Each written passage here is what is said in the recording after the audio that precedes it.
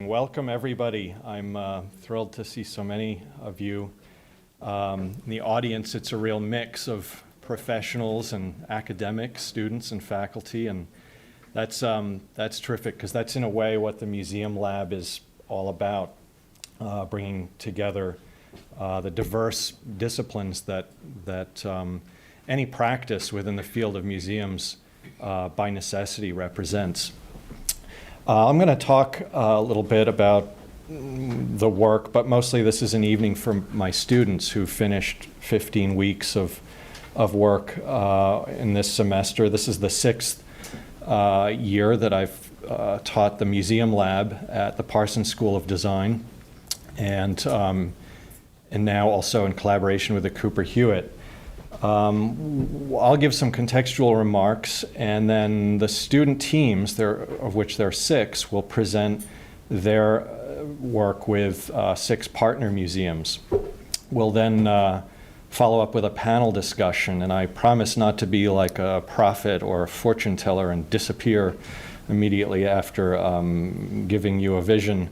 We'll stick around to hash it out a bit and field questions. So please stay on, and we do have wine and cheese if that wasn't enough of an enticement. I want to thank the Cooper Hewitt National Design Museum for hosting this, setting all this up.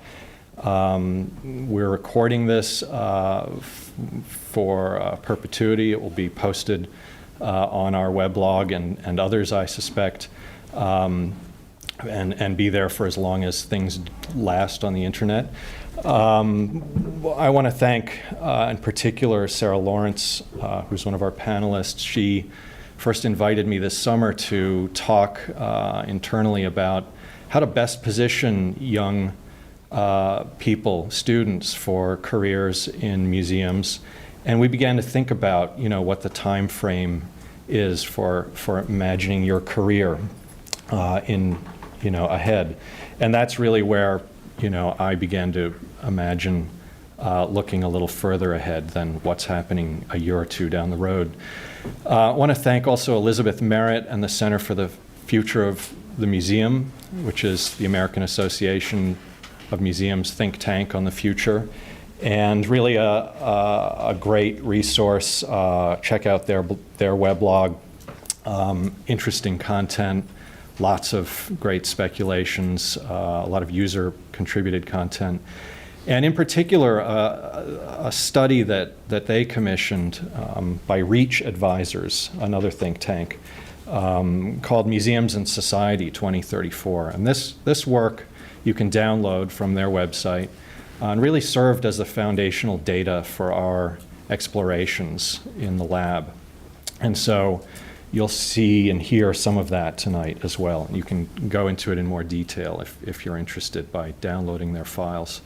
And lastly, I want to thank, in particular, Heather Christensen-Smith, my helper, for holding it all together this semester. She was an outstanding student of the lab last year and just had to continue, so we made room for her in this year's class, and she really with her ideas and sense of direction really helped me pull this off, and I want to thank her for that. In order to think about the future of museums, we need to know how they came about and how they became what they are today. And one thing we know for certain in looking at history is that throughout history, museums have constantly changed and by necessity have evolved in form and mission to keep pace with the changes that are happening in the societies that they in turn serve.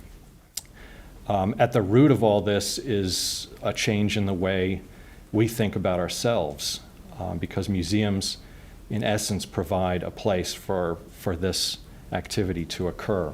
So over the course of the semester in 15 weeks, in addition to the work that you're going to see here, we explored Stone Age caves in southern France, ventured into ancient libraries and archives. We visited the torch-lit studiolo and various cabinets of curiosity. We witnessed the birth of the modern public museums and its many descendants, the postmodern museum, hands-on museum of science, vaults of nature, cathedrals of contemporary art, monuments and of social history and memory, museums of identity, and everything else in between. We've also visited a number of museums here in New York. And this slide reads a bit like a NASCAR graphic, but bit of an endorsement perhaps. But in fact, there's no money involved. Really, this slide represents the context of our investigation as 6 teams partnered with these 6 museums and engaged in a dialogue with staff who lent their insights and resources voluntarily. And I want to thank them also for their willingness to submit to our inquisitions and our, as you'll see, our fantastic speculations.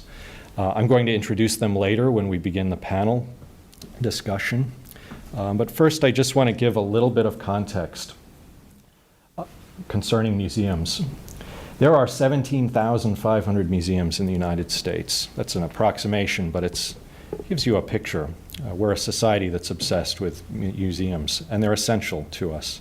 On average, 2.3 million people visit American museums every day. And museums are working hard to attract and broaden their audiences, in particular among younger people who are tomorrow's decision makers in society. And I think increasingly museums are addressing issues that concern our future. So I want to share a few of the key ideas that we've been discussing and which you'll see reflected, I think, in the explorations. These are ideas that are very much on our minds today and are largely based on the data that and speculations of REACH advisors and the Center for the Future of Museums. A couple of quotes quickly. Walter Benjamin said, historian said, "He who asks fortune tellers about their future unwittingly forfeits an inner intimation of coming events that is 1,000 times more exact than anything they might say." That's an interesting thing to think about in imagining the future. That in a way, the process of framing the question itself kind of creates a future.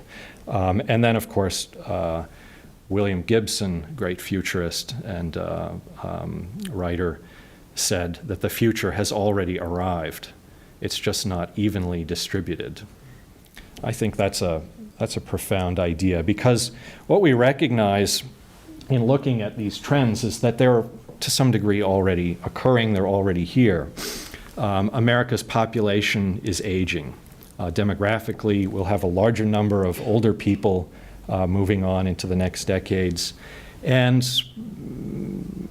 what will these people do post-retirement? They'll have a lot of free time on their hands. Most say that they want to stay active and engaged. And so how will museums relate to these people as visitors, potentially a great volunteer base? Interesting thing to think about. Minorities will soon exceed the majority in all states. I think there are a couple of states already where that's occurred. The very idea of a majority will not exist in 25 years. We're all minorities. So what does that mean for museums? Well, perhaps museums are great places for cultural exchange, enriching local communities, bringing diverse people together. Maybe in a sort of tactical way, museums need to begin to speak other languages. Now, here's one that my class really liked. I think we have two men in my class of 14. Women are already overtaking men in higher degrees, and that could lead certainly to women earning more than men in 25 years. Interesting shift. Educational attainment is a highly visible tool of social mobility, and museums are great places to enrich and explore those interests, either alone or with your families. And women will be, if they aren't already, the decision makers that that bring their families to those experiences. Energy costs will be increasingly volatile. We know that in the 50s, all the highways built across the nation had a profound effect on our understanding of ourselves and our culture because they connected previously remote places and created a kind of national rubber tourism. In 25 years, as we've witnessed in the last few, volatility in energy costs could potentially transform the vacation to something like the staycation. In this case, staying home and spending more time in your own community, understanding the place that you live, may become increasingly important. And so the regional museum and the community-based museum may become more important than the sort of iconic urban museums that we've been watching appear like popcorn all over the globe. Of course, museums commit to sustainable building practices in order to fulfill their missions and also to benefit from long-term operational cost savings. And so in 25 years, green is not a choice, it's a necessity. I think that architects in school today are already hearing that in their studies. Let's talk about the economy. It's hard to find a slide to really represent what's happening, but I came across this really powerful image. In 25 years, more people will have less disposable income, and fewer people will have even more money to give away. That's a bit of a twister. Basically, there will be fewer people able to fund these projects and make them happen. We all know that most museum projects are funded by a mix of grant money and philanthropy, and I think the larger percentage is in the latter category. So in 25 years, we'll need to look at museums as vehicles for redistribution of wealth. Social networking technologies. And this is probably the first thing that came up in our discussions this semester. Is the internet going to replace the museum? Certainly people spend an enormous amount of time online. Probably if you're watching this talk tonight, that's what you're doing. And we began to talk about social networking technologies not as a sort of an end result, but as a kind of symptom of something larger. And that's this sort of trend for people to create clusters of like-minded peers and organize them into groups that interact with each other. In 25 years, more people are talking to each other than ever, but are also unlikely to encounter somebody with an opposing opinion. That's an interesting phenomenon to consider. Perhaps the ability to engage in a critical discourse is at risk in that formulation. Media production and distribution technologies have already changed ideas and expectations about content, who owns it, who has access to it, and I think it's fair to say that in 25 years, content is largely free and ubiquitous. There's some way to get at content. Quality may vary, but it's out there. You can create it, you can access it, and pretty much at any time and anywhere you want. And this is one that's interesting to me, having just expanded my family by one. Kids already spend a great deal of time playing games on television screens and online, but by 25 years, it's predicted that play, the very notion of play, youthful play, will be fundamentally redefined as virtual reality and scenario-based games supersede traditional kind of play activity. And what's really fundamental here is that in these environments, you're in control as a decision maker in the narrative as it unfolds. And so museums need to begin to think about role-playing and narrative-based experiences where the user is at the center of the narrative. if they want to tap these kids' imaginations. And lastly, museums are, and this sounds vaguely threatening to some, which I understand, but museums are no longer positioned as top-down authorities on subject matter, but instead as vessels for dynamic user-generated content. This is already happening to some degree. We are all already in our interactions online as producers of content and bloggers, and even just if you spend time on Facebook, you're both a curator and a consumer simultaneously. And I think that's a really interesting thing to think about for the future of museums. So tonight we'll see a series of imaginative studies by 6 student teams. It's really been a privilege to work with this group, highly imaginative. It was really going out on a limb with this assignment and required some courage. They'll reflect on these trends that I described and other issues that are unique to their museum partner. Each team defined a set of challenges that their museum will likely face in the next 25 years and make a proposal for how to strategically address those challenges. Each project involves a reframing of mission, a repositioning of assets, and new strategies for engaging audiences. Some of the work involves design, but it was not really set up as a design assignment. This was not a design studio. There was no site, there was no design brief, and no predetermined outcome. Just really bold, unfettered thinking based on research and careful observation and more than a bit of imagination. So each team will present for about 8 minutes. It's tall order for all the hard work that's gone into this. We'll then invite our partners, a panel of esteemed colleagues from the 6 partner museums, to come up and form a panel, begin a discussion with the student teams and with you. So for me, this has already been an incredible 15-week conversation. I think I should let my students have the last word. Thank you.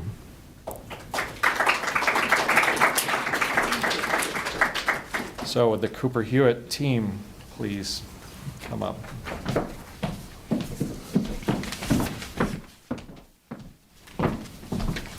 Thank you, guys.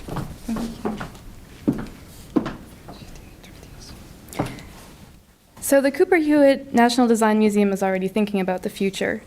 The museum has just begun a major expansion project that will increase its exhibition space, expand its collection, and grow its capacity to welcome visitors. The museum will be even more active, vital, and relevant over the next few years. With this expansion in mind, Maria and Antonia and I have been wondering what sort of challenges the Cooper Hewitt will face in 25 years, and what kind of proposal we can develop that will confront these challenges, work with the aims of the expansion, and meet the museum's mission.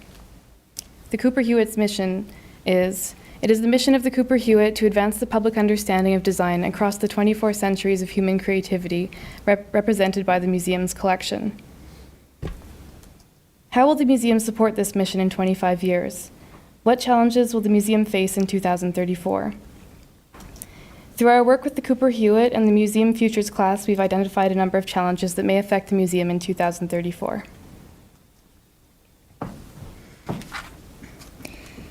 In 25 years, Americans will be older, more ethnically diverse, and economically divided. How will the Cooper Hewitt support this wide range of visitors while maintaining flexibility and preserving a high quality of programming? In 25 years, Americans will be less physically mobile, but have more virtual access. How will the Cooper Hewitt strengthen its identity as a design protagonist and increase its presence locally, internationally, and nationally? In 25 years, Americans will expect new and increasingly immersive museum experiences. How will the Cooper Hewitt engage visitors in a way that will transcend the museum's walls and change how they see the world while preserving its integrity? While thinking about these challenges, we've also considered who will be coming to the museum in 2034. And as Tim mentioned before, in 25 years, 20% of Americans will be over 65. Women will likely be the primary instigators of museum experiences for their families. The minority population will comprise nearly 50% of Americans, and students will still make up a very important part of the museum's audience. In creating our proposal, we'd also like to make good use of the Cooper Hewitt's existing assets. The Cooper Hewitt has a number of important assets that we believe we can draw on in the future, including its staff, volunteers, interns and master's students, its website, its online education programs, lectures, and events, its fantastic library, which is focused on design and decorative arts publications and rare books, its partners and corporate sponsors, its unique setting in the Carnegie Mansion on Museum Mile and in New York City, and its incredible collection of design objects, which will be key in the application of our proposal. The collection includes over 250,000 design objects. It includes objects from around the world. It represents 2,400 years of design. And the collection represents a breadth of designers, materials, and cultures.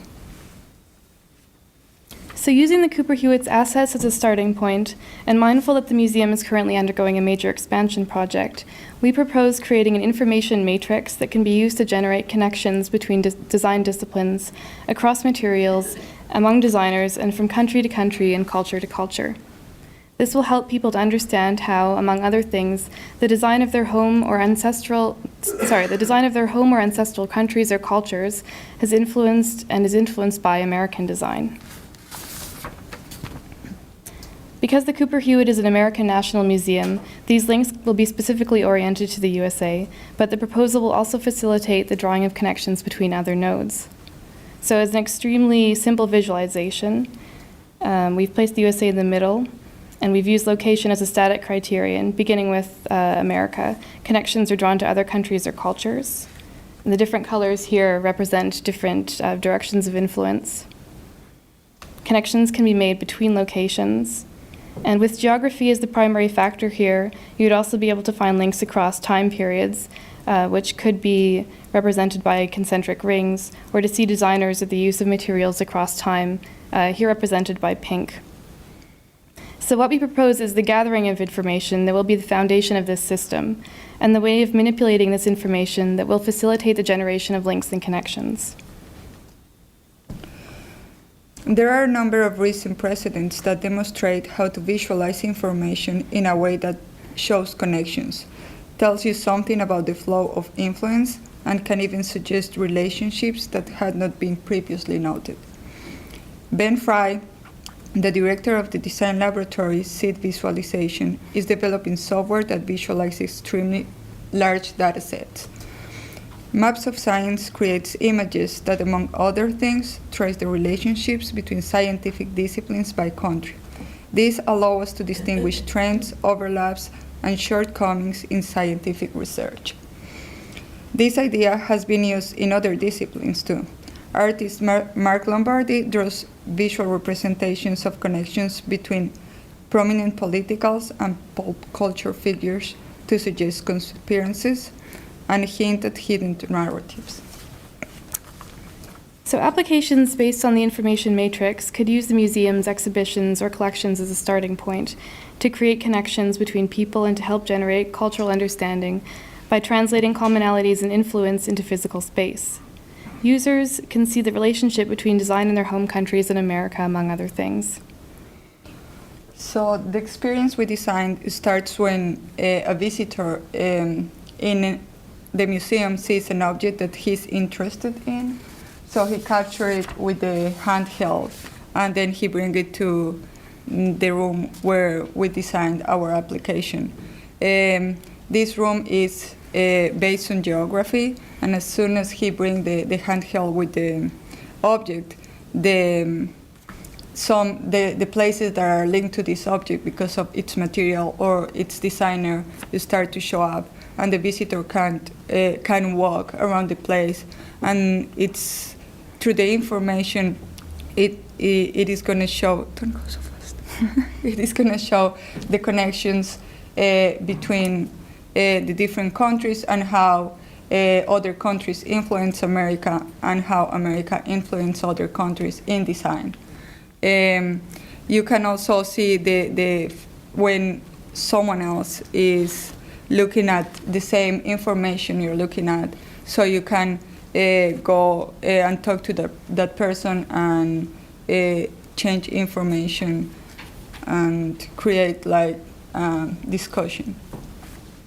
So we've used as an example something from the Design for a Living World exhibition, which is at the Cooper Hewitt, to illustrate the function of our application. Helle Jongerius is a Dutch designer commissioned to create a product by an American organization using a material that was native to Mexico and some countries in South America. So here the visitor begins with an interest in the native material, in this case chicle, and this brings him to an interest in Helle Jongerius and the object she designed for a Design for a Living World exhibition. He can manipulate the object virtually, or if possible, make an appointment with the curator to see the real physical object. Other applications of the information matrix could include an online presence through which the information could be accessed from home, the school, your office, and where the database could be added to like a wiki, which would encourage its growth and the generation of new connections. It would also be adapted as an application for handheld and using identification technology. Objects that are new around you could be instantly added to the database. So we believe the proposal is extremely flexible and could be applied in many other forms. We think it could provide a really new, interesting, and enlightening way to consider design and to make the Cooper Hewitt a museum that can provide a personal learning experience for its diversity of visitors. Thank you.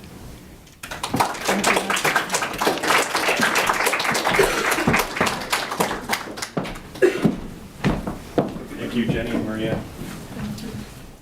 The next group is Tenement Museum, Clarisa, Kate, and Edith. What button?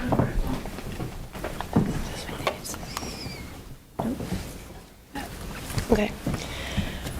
Hello, I'm Clarisa Llaneza, and I worked with Kate McAleer and Edith Whitsitt. We studied and worked with the Tenement Museum and imagined its future in 2034.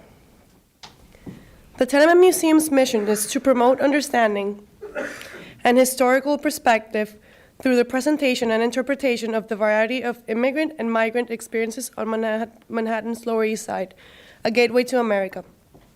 In order to update the museum's mission for 2034, we decided to change the word tolerance to understanding. Understanding is a word that provides more encompassing mission. One of the core goals of the Tenement Museum is to collect stories.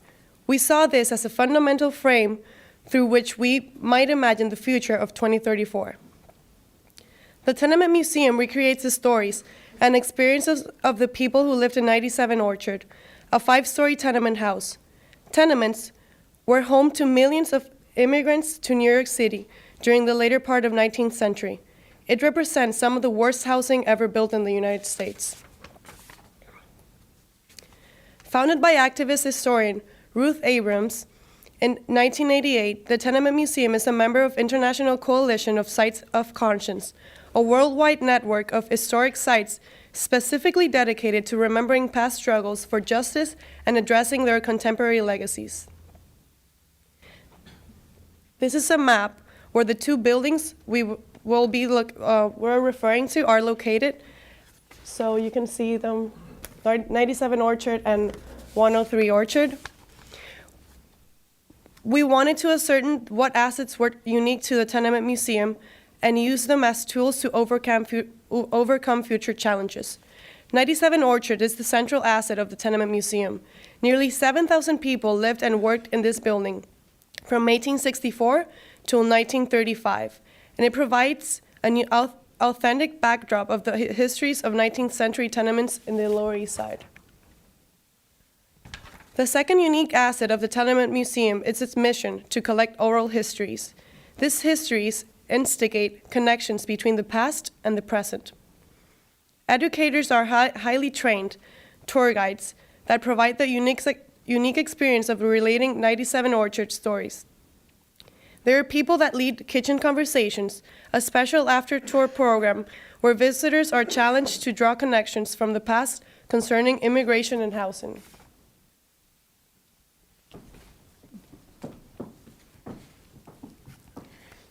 The Tenement Museum will need to overcome several challenges in 2034. The Lower East Side is becoming gentrified. Once the most populated neighborhood in the history of the world, the Lower East Side is less the recognizable home of immigrants. How does 97 Orchard remain relevant in a neighborhood that will render it an oddity instead of the norm? 97 Orchard has a delicate and limiting infrastructure and provides no access for those with disabilities. The number of people allowed by New York City law in a tour group is 15, and tour is the only way to access 97 Orchard. How will the Tenement Museum accommodate the growing number of visitors in the future? In 2034, the makeup of immigrants will continue to evolve in both the U.S. and New York City. The museum must constantly address changing immigration trends.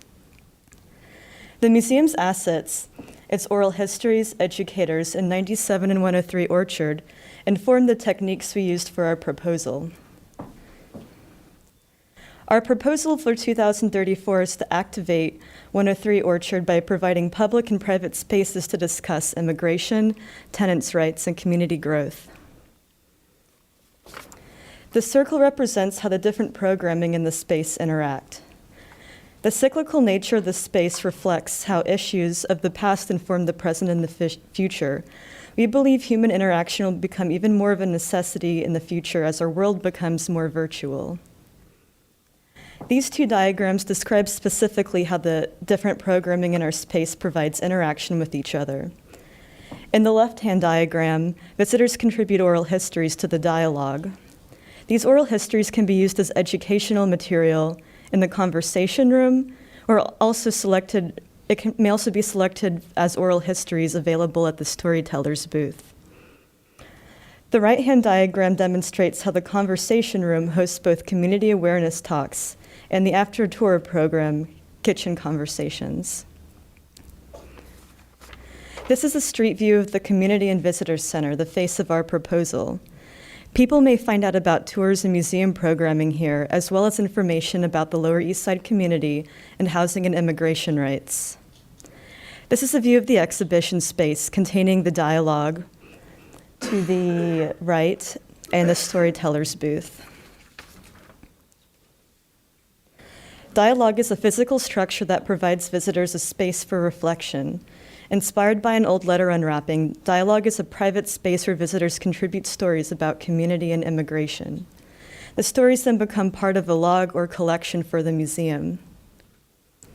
After walking inside of the dialogue, a touchscreen prompts you to tell a story. There's a microphone and chair and an option to play back your recording in order to edit your story before submitting it. Here are the 3 topics that the booth will ask the visitor to talk about. Remember to click on this. Yeah. Storytellers are the recordings of real, orally collected, current and past histories. While the dialogue is about contribution, storytellers is a way for visitors to passively listen to stories. Users can filter content by issue and time period. Here is an excerpt from an oral history already in the Tenement Museum's collection.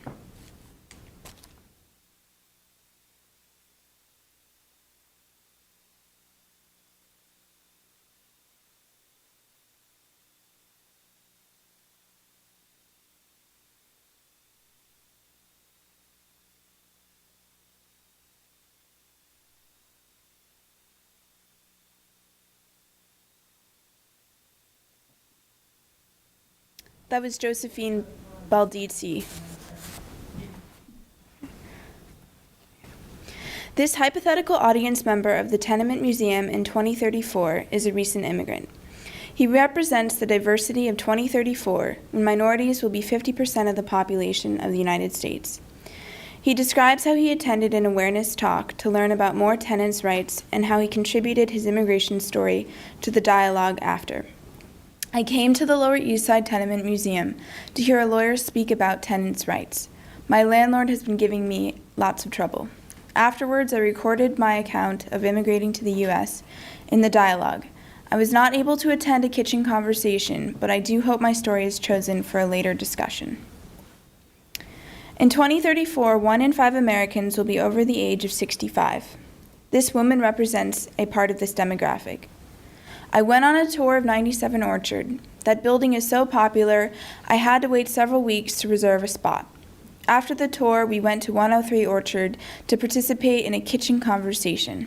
I was pleased to find access to nonprofits that specialize in historical preservation and the Visitor Community Center. That has been a long-time interest of mine. To put our own proposal in context, we are now going to show you other projects that relate to it. Teak Heart Stories, seen here, is an interactive art installation currently on display at the Tenement Museum. Artist Michelle Brody listens to family histories over tea and then transcribes them on paper stained with tea leaves used during the conversation. This was the inspiration behind dialogue. Here is the Vision Vessel, a constructed private voting booth inside of which a computer is mounted on a pedestal and displays a text about the city of Portland, Oregon's history. And finally, the last precedent that was highly influential to our proposal is NPR's StoryCorps. StoryCorps' mission to honor and celebrate one another's lives through listening was an incredibly powerful concept that correlated with the Tenement Museum's mission. Since 2003, over 50,000 people have shared life stories with family and friends through StoryCorps, and in 2034, perhaps the Tenement Museum will have as many. We thank you for listening to our proposal for 2034.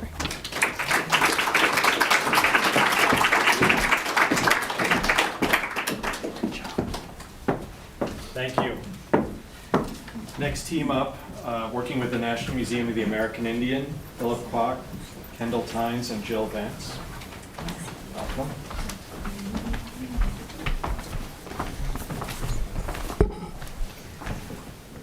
Hello, my name is Jill Vance, and I worked with Philip Kwok, Kendall Tynes, and the exhibition department at the National Museum of the American Indian.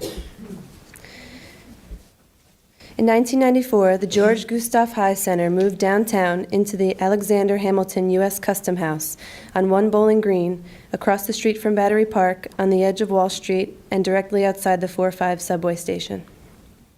The museum is merely a tenant in the U.S. Custom House. The building is still occupied by government offices such as Bankruptcy Court. Traditional and contemporary exhibitions on the first and second floor are segmented and contained into rooms off the rotunda and below in the Diker Pavilion. Here is the mission statement that encompasses all 3 locations of the institution. The highlighted portion reads, quote, "Committed to advancing knowledge and understanding of the native cultures of the Western Hemisphere, past, present, and future," end quote. Our proposal for 2034 honors this mission, celebrating the diversity among various tribes, utilizing the collection of traditional artifacts, contemporary artists, and film and video.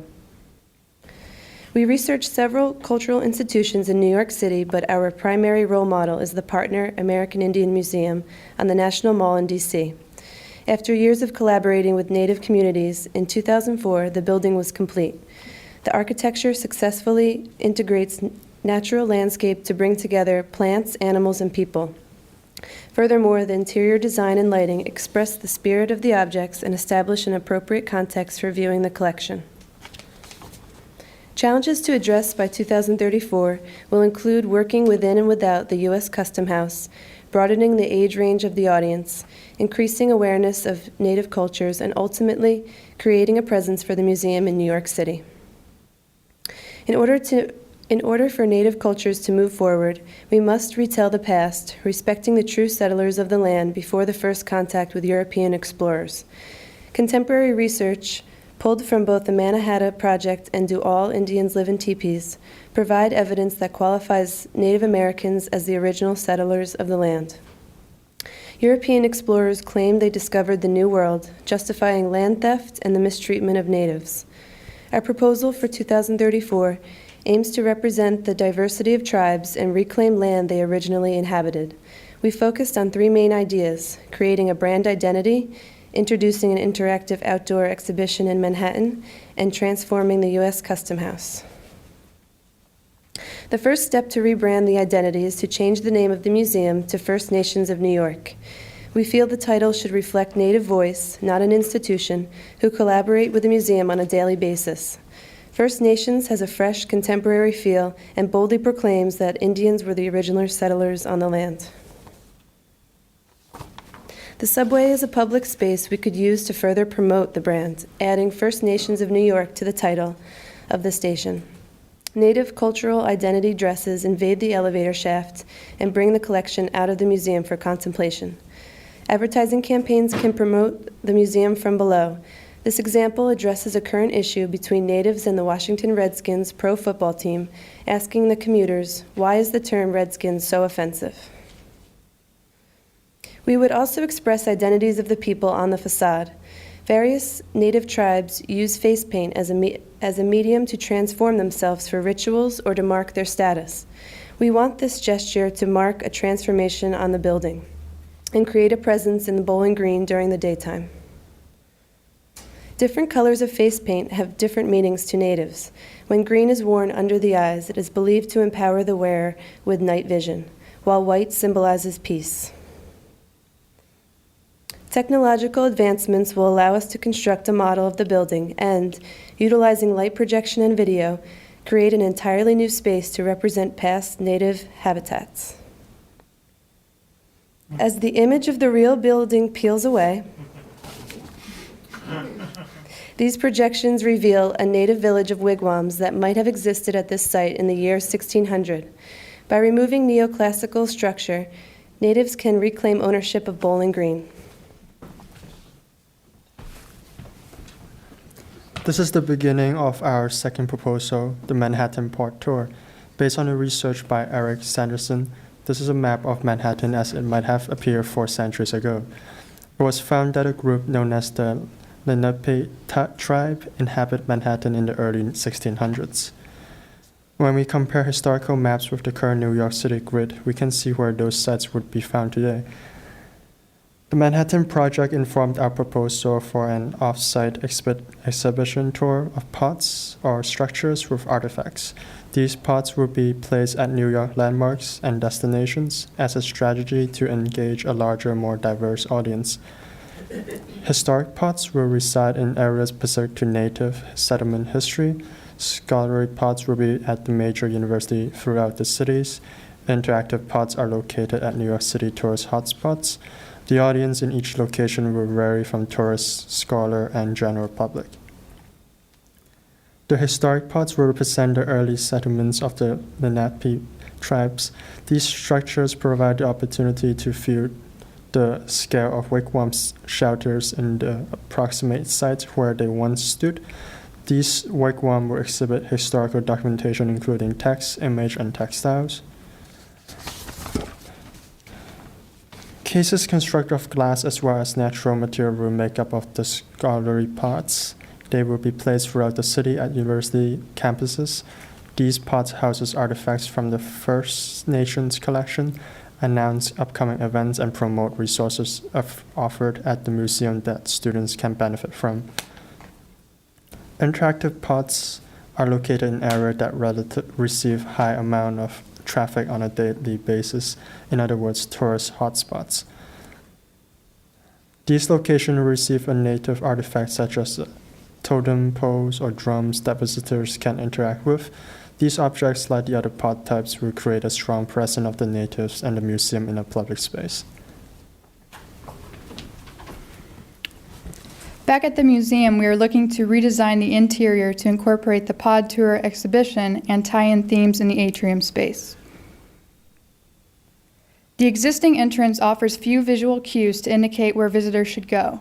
Incorporating the purple light from the exterior and subway, the light in the stairwell can attract visitors up and down towards the exhibitions.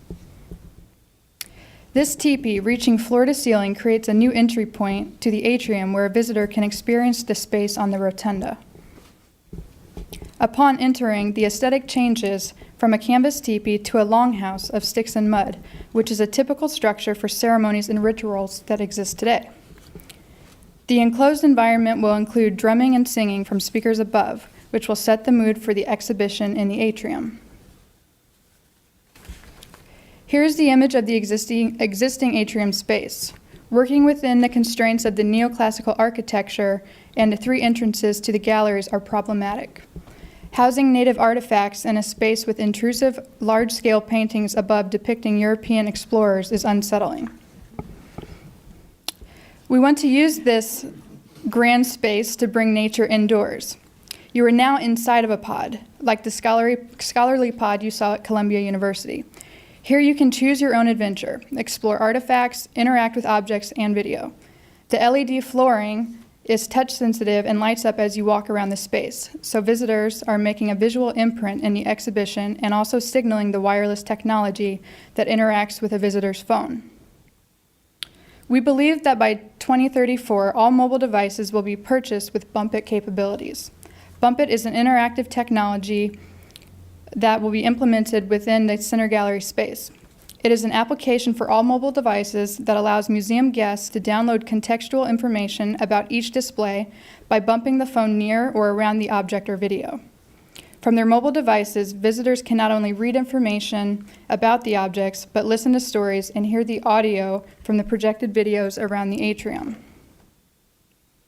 Furthermore, these interactive screens will live in the inner circle of the rotunda to bring together both the First Nations Pod Tour and the Mannahatta Project by Eric Sanderson.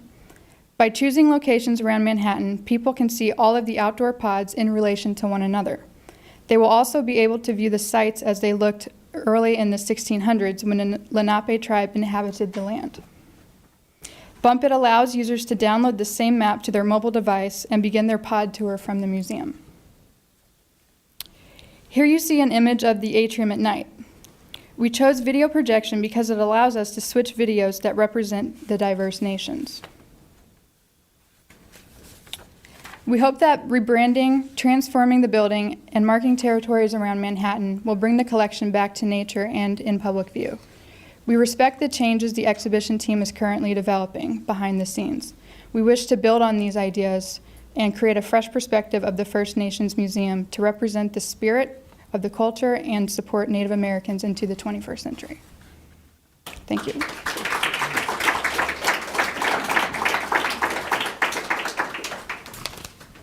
Thank you all. Terrific. Was that for unfettered thinking? Let's hope the economy is a little more robust in 25 years. Next up, New York Hall of Science, Stephen Kaye and Ryan Massey.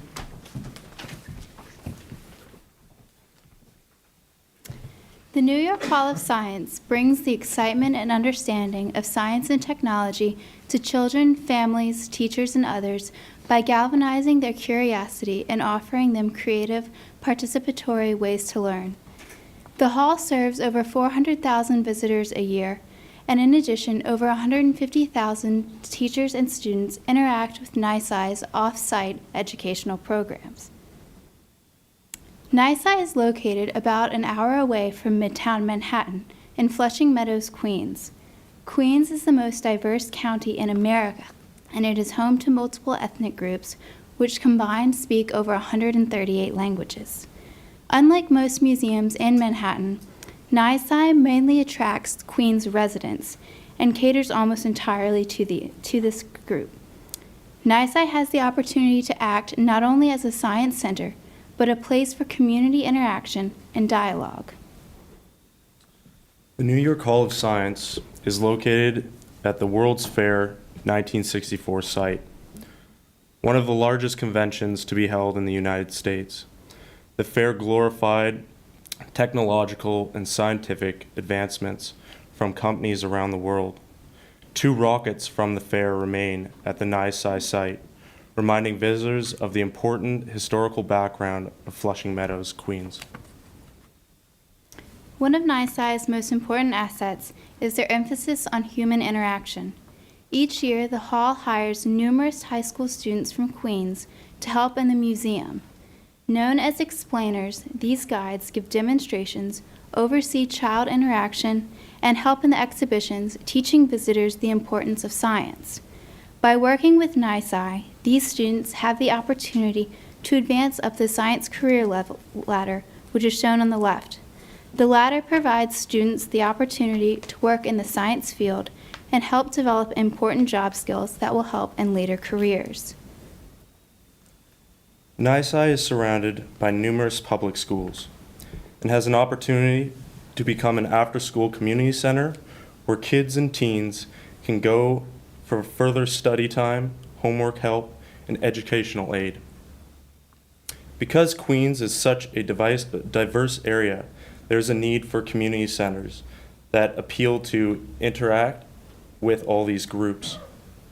To respond to the need, NYSCI will expand their current library, creating a community center that will offer creative, participatory ways to learn, which is outlined in their main admission statement. In 2034, Queens will be an even larger culturally diverse community. How will NYSCI appeal to this large audience? In 2034, the family structure in Queens will be made up of 2 working parents. Where will children go for supervised after-school homework help and study time?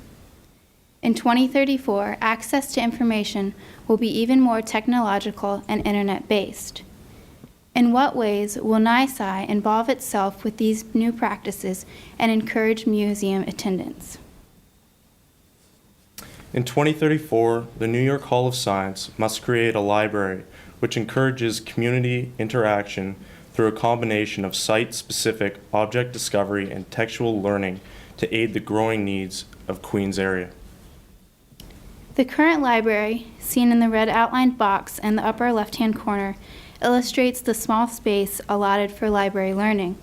The Library of 2034 will expand to the entire north wing and will be divided into age-specific areas to accommodate Queens residents.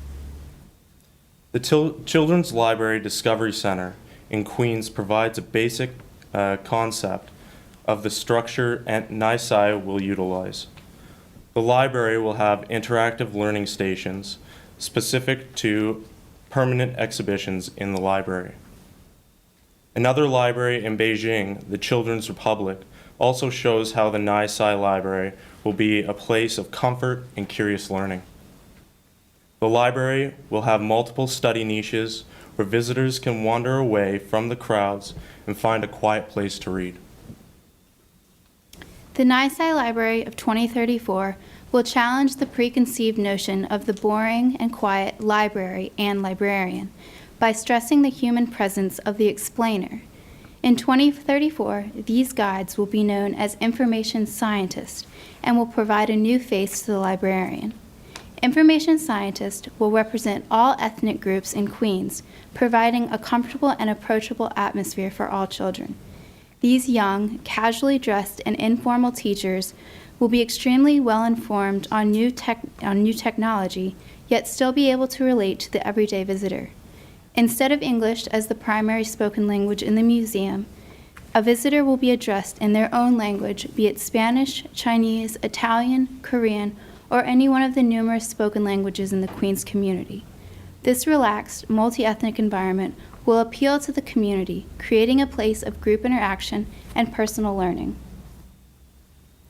The first and second floors of the library will contain levels of books, niches where visitors can study, and a large light mapping wall where one can connect to the library, the NYSCI database, and the internet to find information pertaining to their research.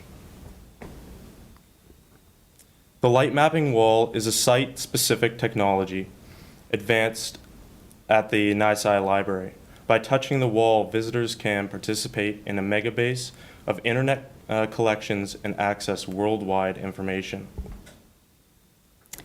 A visitor can search their own topic or pick from a preset base NYSCI will create to help visitors learn about information directly related to the museum. This example shows how a visitor can explore math, physics, and the World's Fair of 1964. By selecting an icon related to the subject of interest, the wall will display numerous fields of study. For example, the math icon shown in the center will generate multiple hits, including math equations and formulas, the museum's exhibition Mathematica by Charles and Ray Eames, a list of internet results, and the Information Scientist button for further additional help. Not only will the light map wall connect with the internet megabase, it will also communicate with other libraries within the Queens area and will connect to multiple museum libraries to provide the most conclusive knowledge that can be found in New York City. The data available on the light map will theoretically be endless, providing Queens residents with infinite learning possibilities.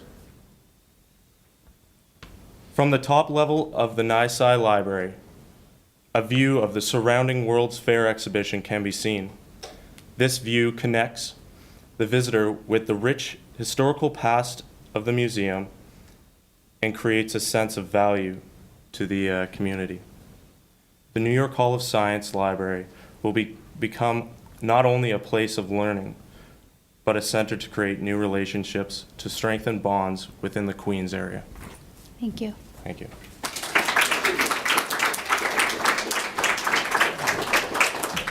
Excellent job.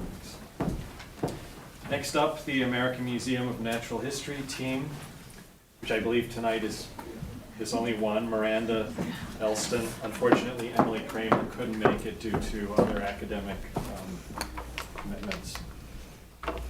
Okay, so we're here at the American Museum of Natural History.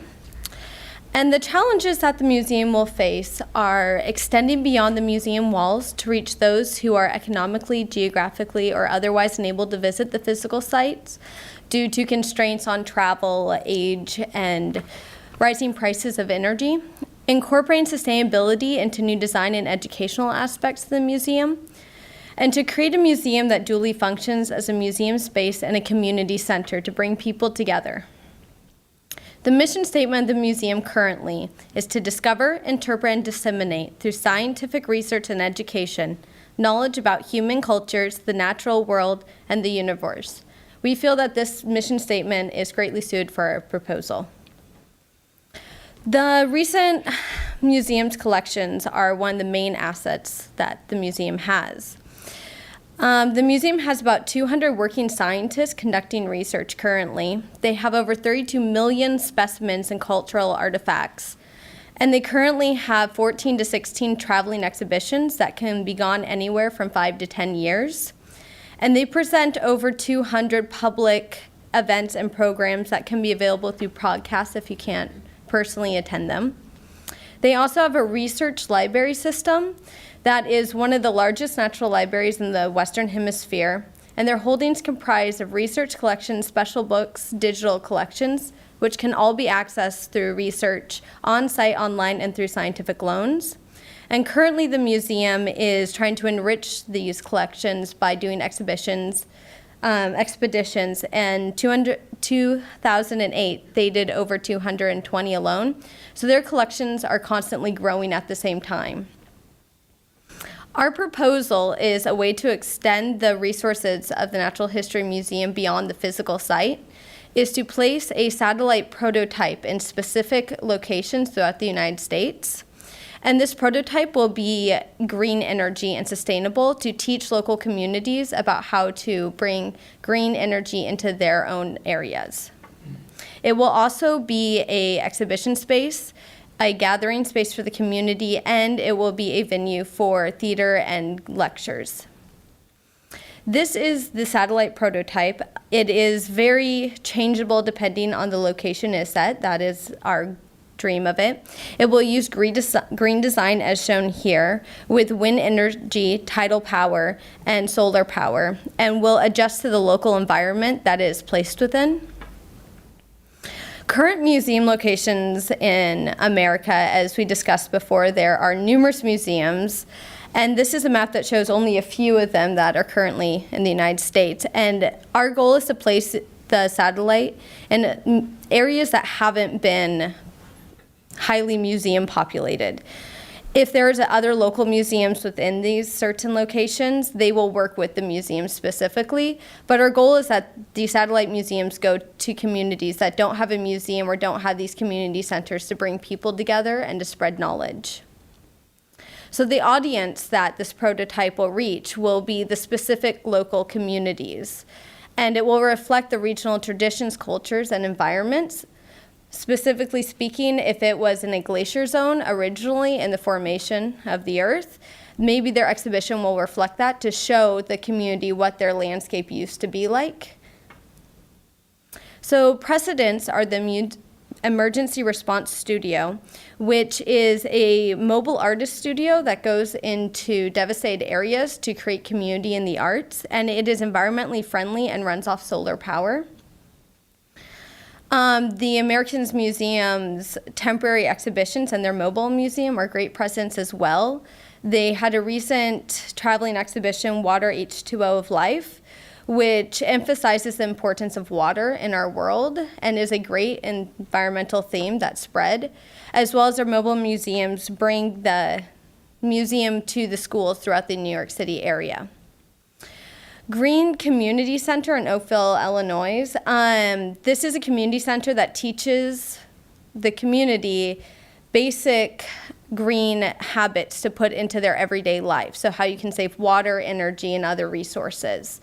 And we looked at this as a great way to bring our museum into these communities and show them how they can use sustainability in their everyday life.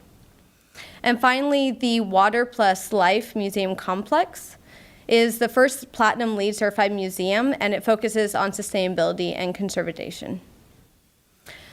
So the structure will be a multifunctional space and educational tool at the same time. These are a couple of views of what it will look like. It is essentially a blank canvas that we hope to fill to reflect the community. The interior you will enter through the center rotunda space, which will be an adaptable space that can be used for benefits, fundraising, parties, and it can also be used as an exhibition space. You have an entertainment space that can be a venue, a lecture hall, and can also show the podcast from the actual American Museum of Natural History here in New York. And you have an exhibition space that will display traveling exhibitions to the area that have been requested by the community. The techniques that would be used would be the iPod Touch. This will allow for a more personal experience with the objects shown, as well as it is a compact way to present a large amount of information that can be easily changeable with the different exhibitions. And we'd like to largely center on the connection of the community. This museum will foster community and education above all. So 2 examples of what it'll look like within the different environments. This is the desert environment, which will use solar power. We place this in the New Mexico area, and you can see that the museum takes the form to reflect the community with adobe brick and tile, as well as it will be used non-toxic VOC paints that Volo and Benjamin Moore produce.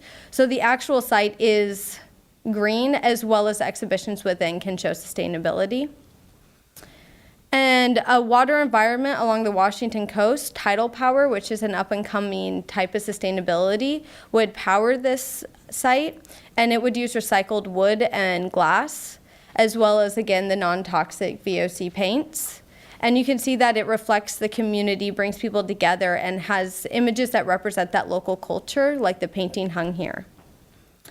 And we would just like to bring green environment to the community. Thank you.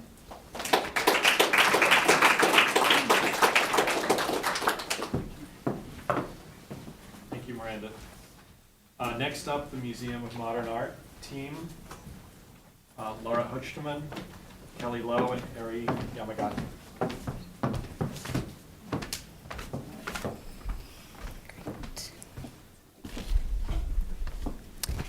Hi, I'm Lara Huchteman, and I've been working with Kelly Lo and Eri Yamagata, along with Allegra Burnett from the Museum of Modern Art on our proposal for their museum.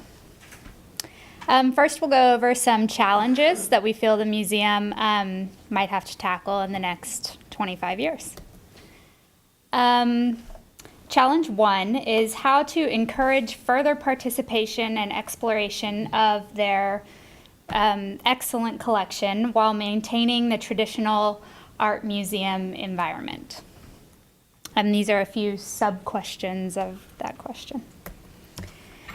Secondly, we ask how the MoMA can strike a balance between the current trend for personal curation and the traditional authoritative voice of the museum curator. Our third and last challenge is how the MoMA can incorporate new technologies into their museum without taking away from the fine art that is stored there. This is the museum's mission statement.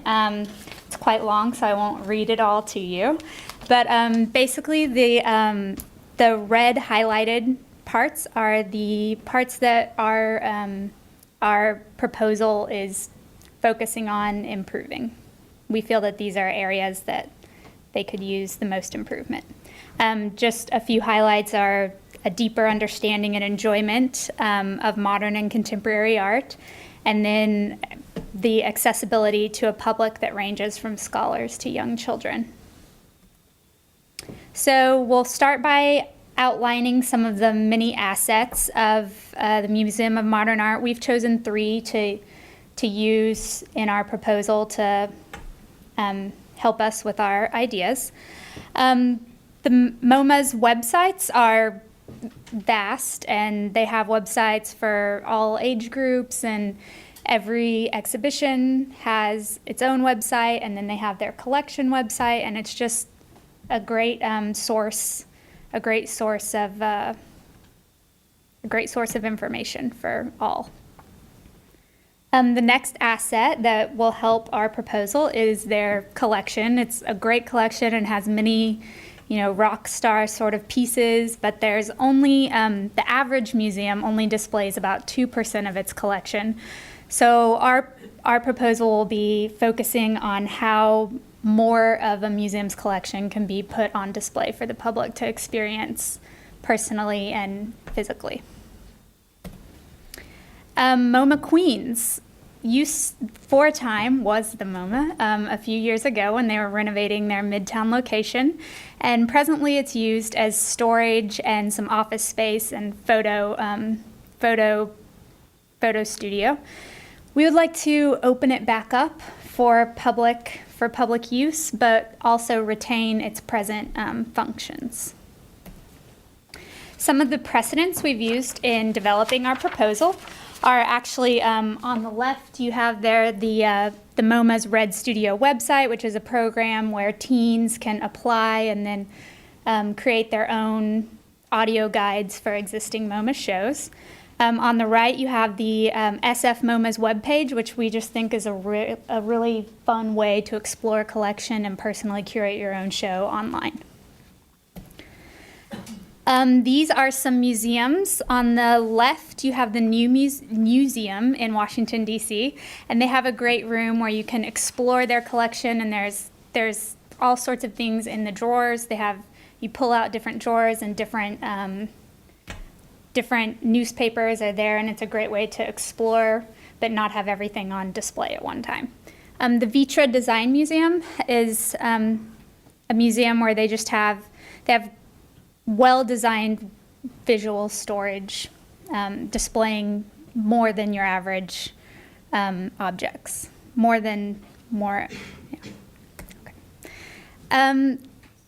This is a system developed by some Rice University engineering students in conjunction with the Museum of Fine Arts Houston this past summer, actually. And it's basically a connect set of parts for a visual display system. And it's highly adaptable to different sizes of objects, and you can rearrange it as your collection changes. And right now it's not, the most gorgeous thing that ever was, but it's a prototype, and we think it would help out our proposal greatly. We definitely can't go without mentioning the Henry Luce Foundation. They are a foundation that provides many museums with funds for visual storage systems. Some notable loose foundation rooms are at the Met and the New York Historical Society, and we just think that the vast amounts of objects shown here are a great way to inspire exploration in a museum. So this is our conceptual image of our proposal, and from our focus on MoMA's statement and assets, we would like to encourage the idea of explore to extend an open audience experience. And so our first part of our proposal is for MoMA Queens. It is to show their whole collection by using the visible modular storage system. And by showing all collection and archive they have, the vast amount of the collection will encourage visitors' curiosity and exploring experience. And when visitors find a piece they want to explore more, there will be codes for each work, such as AR codes and social technology, such as cell phones, can start to use as code reader for those codes. Or there will be a strip with AR code on it, so visitors can just take it to home. And the AR code stands for augmented reality, and and this image shows that visitors will have extended experience at home with AR code. Once a computer reads the code, it will take to further experience with more information. So the MoMA Queens experience will ultimately culminate online. And then the images selected and work selected from MoMA Queens while exploring there physically can actually be combined with their online collection. And then from here, basically people will be able to upload their chosen images from MoMA Queens, and then they'll be able to upload them online, and after that arrange them to how they want it curated, and they can also record their own shows and put their own perspectives. In doing so, we hope that people will be more involved in the creative process of curating a show, and therefore be more interested in modern art and understand it better. So the next series of slides are photoshopped images of what to help you more graphically see how this could work. So on the MoMA website, there'd be an added tab for online shows. From there, people have the choice of visiting curated shows that already exist, or they can create and curate their own show. From here, they can upload their own images that they beeped with AR codes or other such codes from MoMA Queens, and then those will be combined with the MoMA collection online. Once uploaded, information of their actual selected works will pop up where they can read and learn more about the works.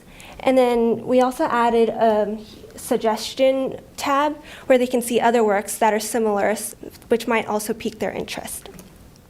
So then from there, they will plug in their headphones and then hear a background slideshow of their works chosen to prepare them with general information before they curate their own show. They will then have a choice of curating their own show, from where they get to organize their images in relatively easy to understand technology such as Facebook, like clicking and dragging them. And then from there, prompts will come up to tell them how to record their own show, and then they will be just able to record. After that, they will also have the chance to virtually, physically create their own show in a gallery space. They'll have the options of different pedestals, and then they can arrange them however they want to. And then in doing so, they will be able to create an experience for people. They will also better understand how object placement can create stories in an exhibition. And then their chosen images will pop up from which they can click and drag onto their existing pedestals. And then after they create their shows, they can actually pan and walk through these spaces and view these objects as they would have on like a video camera if they were to be at the MoMA in real life. Once they finish creating the show, the creator has option of showing to public on MoMA website or social network publications such as Facebook and YouTube. And on the public post, other audience can start to experience different perspectives, and they can post their comments. And for this one, the creator is a 6-year boy who's interested in comics, and other audiences putting comments of their understanding of this boy's, Dimitri's perspective, and also the appreciation and suggestion to his point of view. And this is another example of the posted show with personal comments. And after the most popular view of show that posted on public gets made into a real show at MoMA. And this is an image that the show could be shown at MoMA in real life, maybe once every few months. And this is an example of Dimitri's Comic-Con show. So in the end, personal curating experience with exploring MoMA online collection and MoMA Queens archive will come together at the MoMA physically with deeper understanding and enjoyment of art with wider and more personal engagement.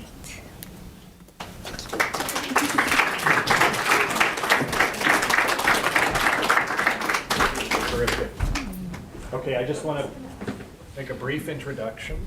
Our panelists tonight are Allegra Burnett from the Museum of Modern Art.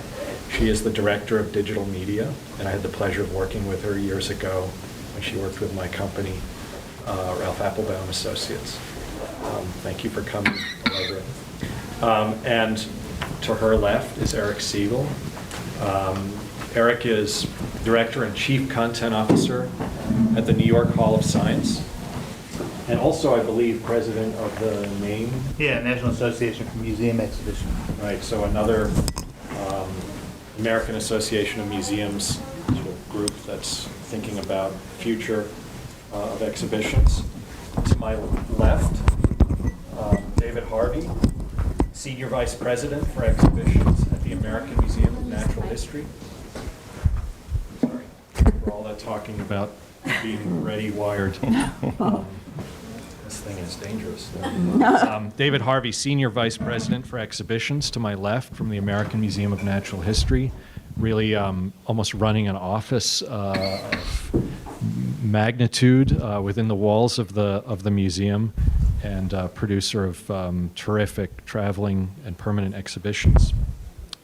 To his left, Lindsay Stam Shapiro, who is the exhibition manager. I think we're good for water now. Lindsay Stam Shapiro is the exhibition manager at the Smithsonian Institution Museum of the American Indian here in New York City. And I've had the pleasure of talking to her at great length about the future of that museum. And she's currently working on a permanent installation in the building we just saw transformed tonight.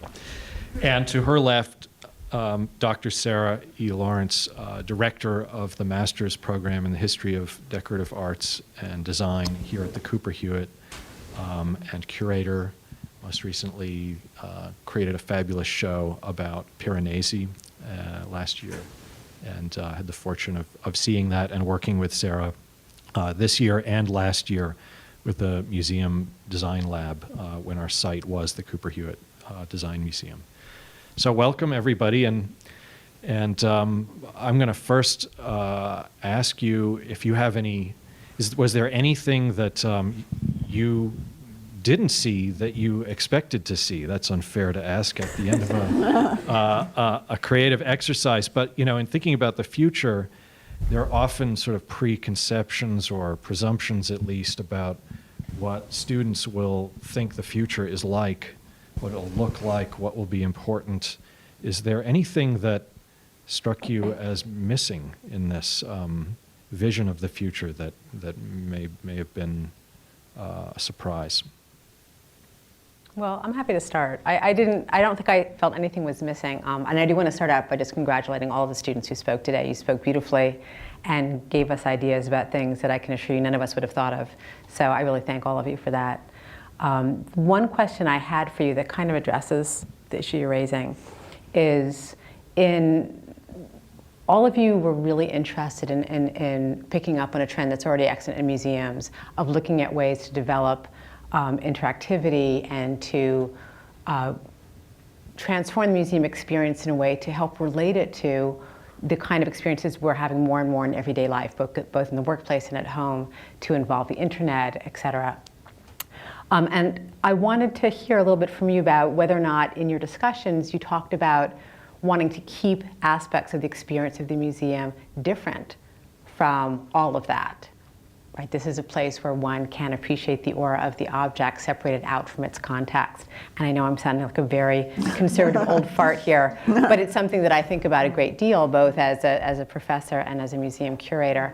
And so I was curious to hear from you if that was an issue that came up in your discussions about the tension between really wanting to embrace the potential of this new technology, which really is transforming museum experience in a very positive way, but also recognizing the value of keeping a different aspect of that experience. Any of you? Jump in. Yes. We need to pass, yes. pass the microphone. Yes is not enough of an accent. You know, I think that's a terrific question because I immediately thought there would be an obsession with technology, and there was in fact a deep appreciation for what museums already do without technology. But and it certainly came across. I didn't mean to suggest it. None of you touched on it because a number of you did. But I was more curious in the background discussions. It definitely came across in background discussions in class a lot, and then I guess particularly in our project for the MoMA, that is the reason that we left MoMA Midtown location kind of alone, maybe with the addition of a few little codes here and there, but we feel that experience is valuable, and so we left it there and then provided a heightened but still physical experience at Queens, and then all the online stuff, so we tried to include it all that way.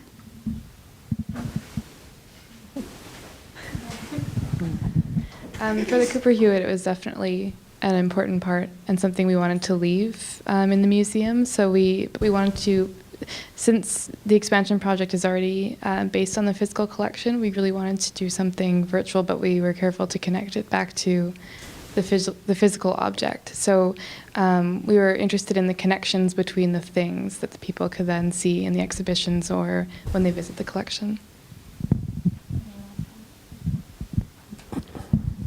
For the Tenement Museum, one of the main assets they have is their stories, and we were really worried about not like making it too technologic, but it's a new building that we're interrupting, so we wanted to remain as the main asset the stories that people tell. So we wanted to create a space where they told new stories, and so it was in a way more interactive, and that remains further on to the future.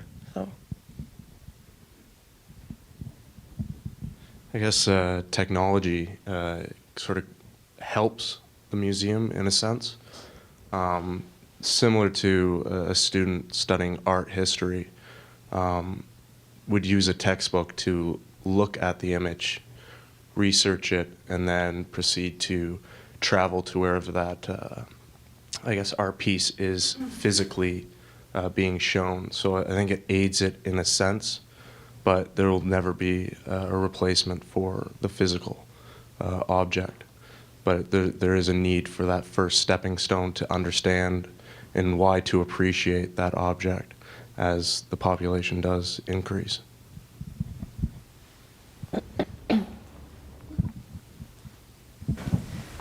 The American Indian Museum was unique because we learned that the Native culture is a little bit uncomfortable with having their objects in a museum, in an institution behind glass, and it takes away from the spirit of the object that's embodied into it. So I guess we by putting these artifacts into pods, outdoors, it kind of brought the object back into nature, but still gave that space where people could sit and really investigate how to use the objects.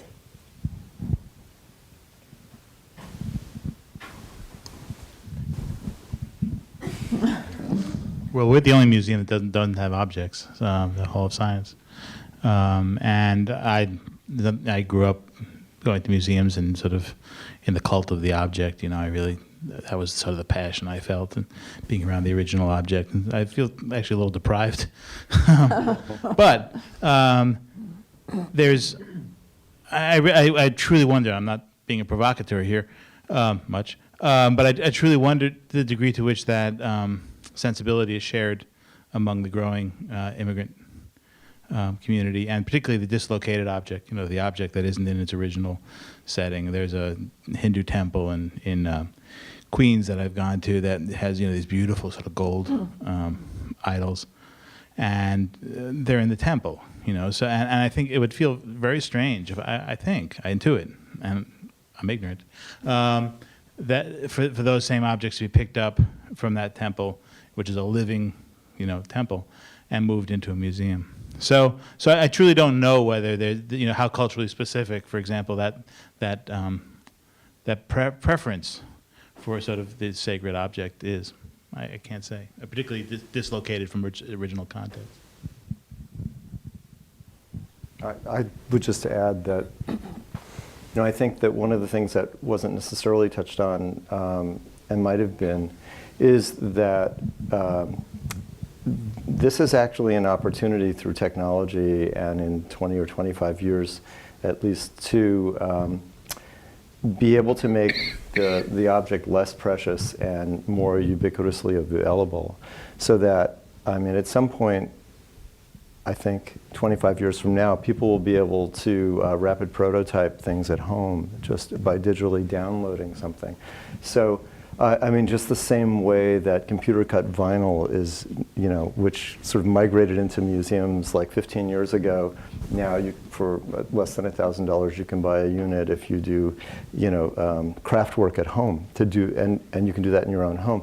So it's not a stretch of the imagination to think that in 25 years, you might want to be able to build or hold that for a teacup, or create something like that to enhance your understanding of the object. And the object is still important and tactile, but less precious. Yeah, I sort of thought that what might have been, am I too close to this? No, it's something. Okay. What was sort of missing was almost the thing that we haven't imagined yet, because I found myself, rather than thinking about the future, thinking about 25 years ago. We had no internet, we had no cell phones, there was no YouTube, there was no Facebook, there was, all these things, we couldn't have even imagined 25 years ago. So what are all the things that we can't even begin to imagine now for 25 years from now? Because so much of the ideas were, as we've said, sort of focused on some of the things that are already kind of here and now, or beginning, or at the forefront here and now. But that's so far from where we're going to be 25 years from now. It's sort of almost, what's that thing we haven't even thought of yet? But I think a lot of the strategies that we saw have to do with rethinking accessibility to content and experience. And I thought, looking across the projects again tonight, that many of them kind of deconstructed the museum edifice as a kind of grand and iconic, in some cases, architectural gesture, and sort of rethought that, proposing distributed models, online models, models for bringing building satellites in underserved communities. And I'm interested in how each of you who are working in museums are thinking about that, the museum edifice, and how we can create new means of kind of access to museum content. Oh, I have to say, and I do want to remember to compliment everybody on Yeah. it again. Absolutely. I mean, you had great presence and confidence, which can only come from having done a thorough job all these weeks. So I thought that was really impressive. But I think it's a lot of this should be about how museums can do what they do outside the museum, and some of these projects did touch on that. The sort of longhouse that gets placed in a park or at Columbia and that sort of thing, I think is really important. So, but I wanted to can I raise another issue? Did any of you have some thoughts about the sort of full sort of panoply of what museums do? I mean, we looked a lot about display and a bit about interpretation, but all, in a way that's like the tip of the iceberg. There's all of this business of exploring, researching, acquiring objects, preserving them, conservation, cataloging, and then making them available to Not others. for us. Well, I can work something out for you. We're good. We can give you a million objects. He has an army of volunteers. Yeah. So it did occur to me that even in the virtual sort of future MoMA world, for example, people could sort of go online and actually do other tasks that take place in the museum. So if you do your exhibition, someone else can mount it, or research labels and things like that. So I get to make this into a question, whether you thought about it already, as you might have, or not. What do you think in your museum projects? How could you accommodate other functions in the future?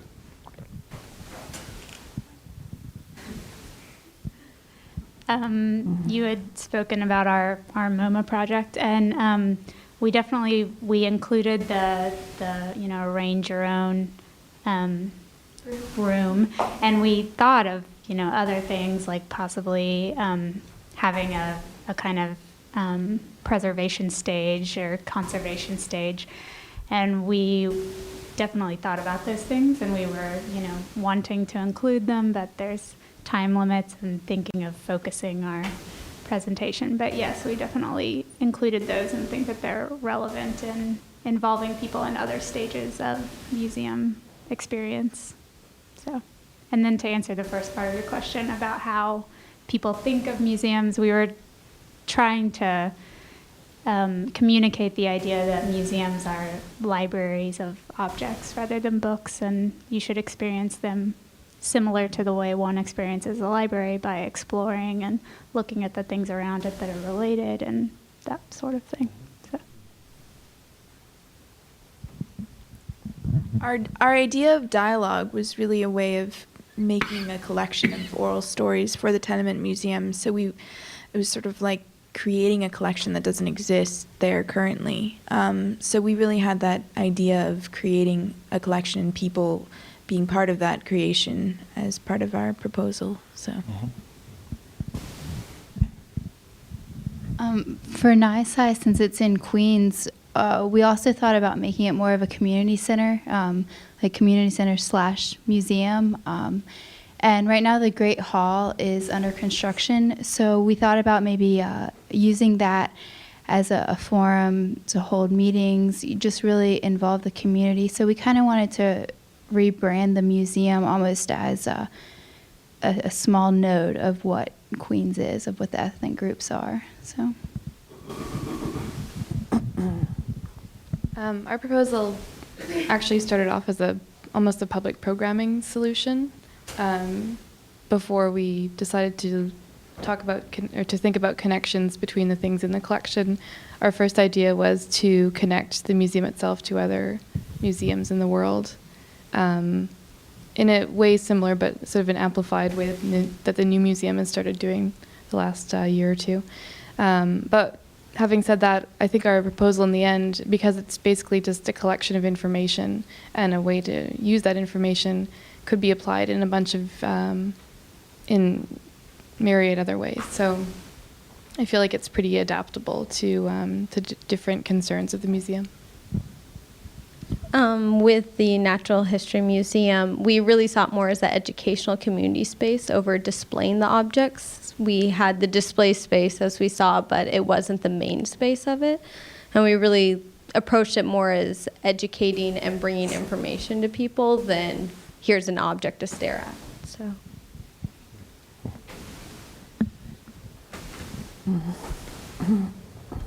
It seemed like parties were also on your mind. I was thinking about all the benefits that we're talking about with natural history and the design that Ralph Applebaum did, and how to raise money for museums at the same time. Well, this format's working quite well. Our panelists and continue to ask questions of the group. As you can see, they're all well-versed and steeped in the language of museums. Well, you're looking at me. Well, you seem poised.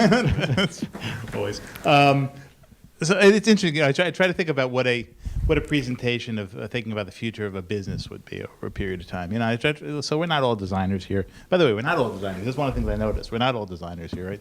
Some of us are designers, some of us are curators, and in the museum world, that's a fairly significant distinction. And so there that little dialogue you had in the moment ago about the sort of the object and the, well, maybe we could manufacture more objects, you know, through rapid prototyping, is the type of thing that you might have as a discussion between a curator and a, anyway. So I did think, and you talked about the porousness of the museum, sort of dispersal of the museum as an edifice. And so one of the things that I'm curious about is to what extent anybody thought of, and you mentioned the money, you know, you thought sort of the business model of it, you know, and it's a lame term, but you know, how do audiences figure into this? How does a distributed model get managed? How does as a museum becomes more virtual, how does that affect the patterns of visitorship? You know, the types of things we think about actually all the time. You know, how do you effectively and efficiently deliver services that reflect your mission, that are powerful, that are potent, that are distinctive? I think a lot of people had an intuition about brand identity. I sort of heard that come over a lot, but I didn't get a sense people, and this is perfectly appropriate for the stage of your education and where you are, you know, sort of aspiring professionals. But it is interesting to see to know that one of the transitions that people will go through as they get into their profession is trying to blend a comfort with the vocabulary of sort of business and audience with a comfort with the vocabulary of design. So I guess it's somewhat a question, but I'm just wondering to what extent people thought about sort of the operational aspects and the audience aspects of and the money aspects of the designs you were developing.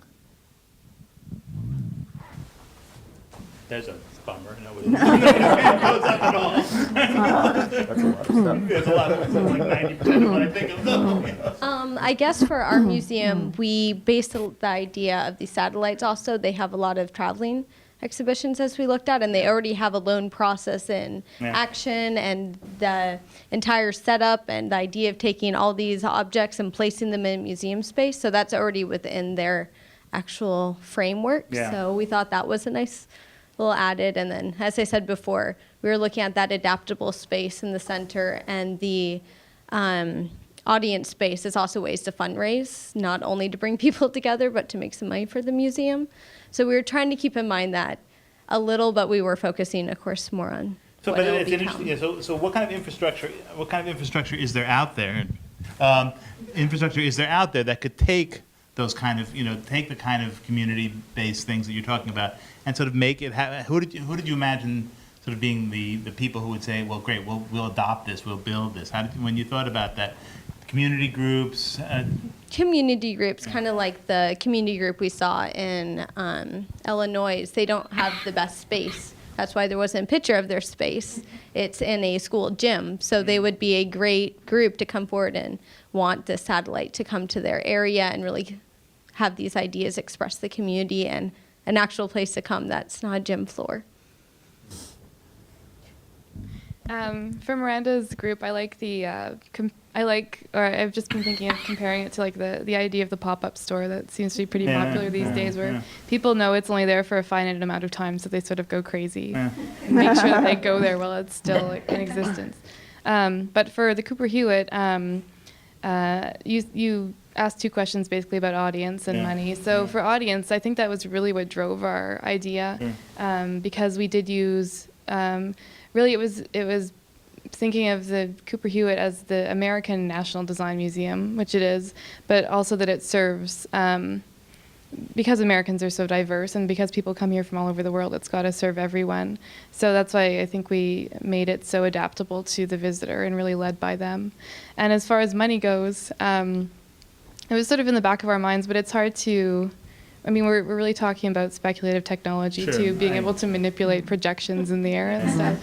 So it's hard to, on one hand, it doesn't use much infrastructure, I don't think, so it could be manageable. On the other hand, I don't know how expensive the technology would be, so. In 25 years. Yeah, exactly.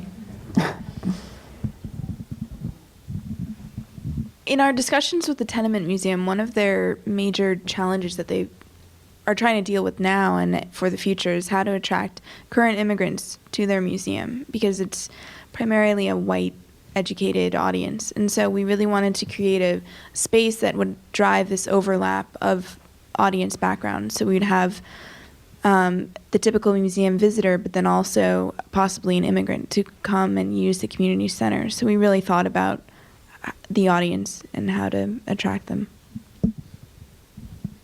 With NYSCI, I think in past slides we went through your income statements and everything, and it is kind of dry. Not your personal income statement. Yeah, not personal. But yeah, we went through and we were pushing for more of the library, which is all around a sort of free sort of commodity that everyone gets to sort of use. Yeah. And with NYSCI, it isn't. So it sort of comes down to how do you break up your facility to either incorporate some free areas with sort of a paying to see the exhibitions, or having that hands-on interaction with explainers.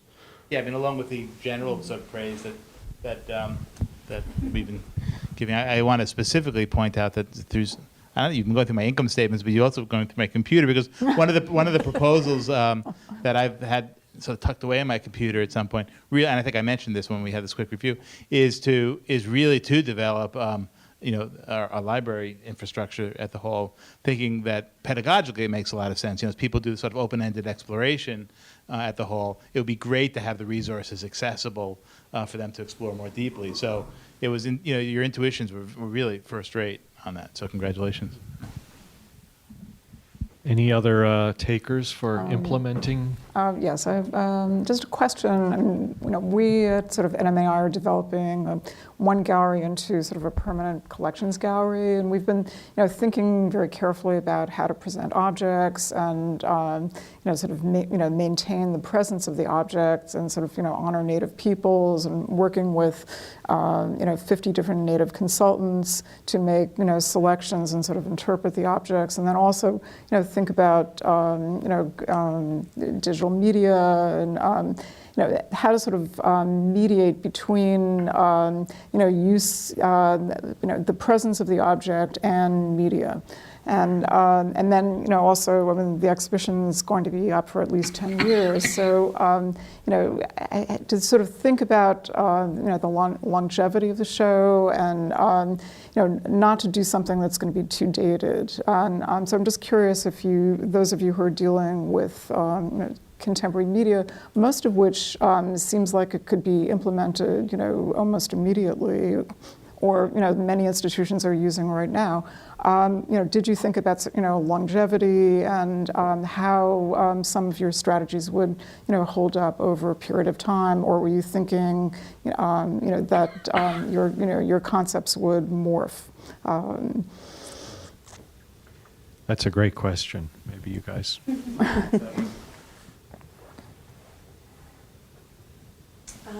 One aspect we were we actually thought about when implementing video projection was the opportunity to be able to swap out different videos. And because, one of the main problems or one of the main issues in our society is that there are overgeneralizations and stereotypes about Native culture.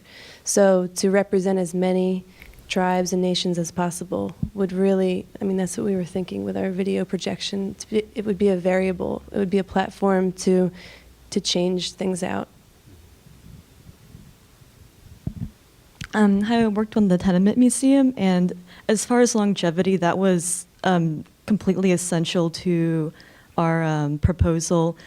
Currently, the Tenement Museum does have this house that it's sort of frozen in time. Most of the rooms are recreated in the late 19th century style, but it's all about connecting past stories to present stories. And the way that the museum can move forward is by continuing to get stories now, and these will become the past stories of the future. And so everything we thought about was how to take this content and use it, and that way, as long as content is continuously being added, I can't personally foresee it, going out of style. So.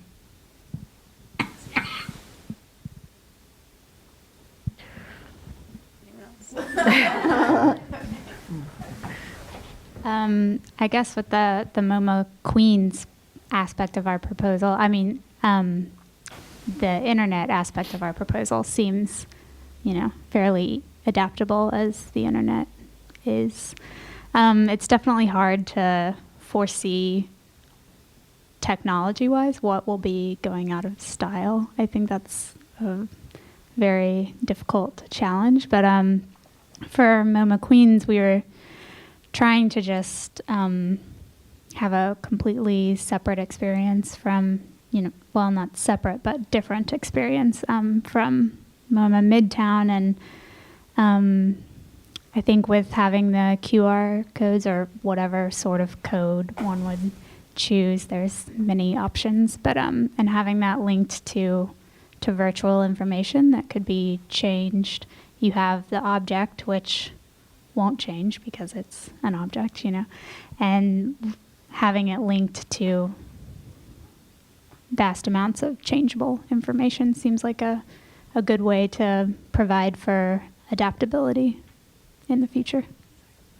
I think we were also driven by what Tim presented at the beginning of of his slideshow about how the trend for personal curation is like increasing a lot. And then, we predicted that in 25 years, many people will have that want to show their perspective to the world.